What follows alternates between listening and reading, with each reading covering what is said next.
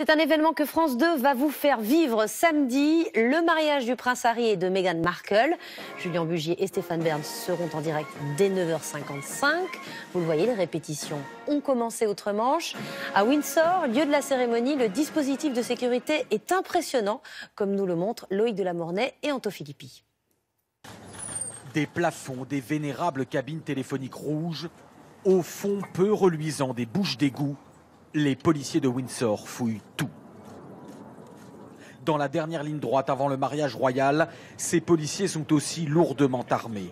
Un équipement rare dans un pays traditionnellement habitué au bobby avec sa seule matraque. Les noces au retentissement planétaire de Harry et Meghan sont un casse-tête pour la sécurité, comme le décrypte cet ex-militaire, ancien aide de camp de la famille royale.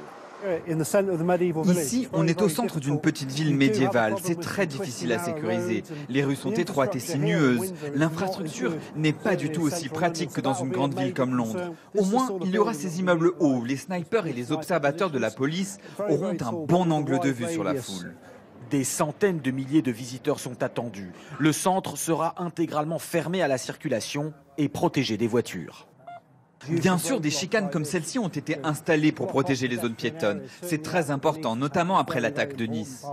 Dans un premier temps, les invités, la famille et le couple royal seront à l'abri dans la chapelle Saint-Georges située à l'intérieur de la forteresse surprotégée du château. Mais le défi sera beaucoup plus grand lorsque Harry et Meghan fendront la foule dans les rues de Windsor lors d'une procession en carrosse. Des drones seront utilisés par la police pour surveiller la foule, comme ici il y a 2 ans pour les 90 ans de la reine. Mais cette configuration donne des sueurs froides aux hauts responsables de la sécurité.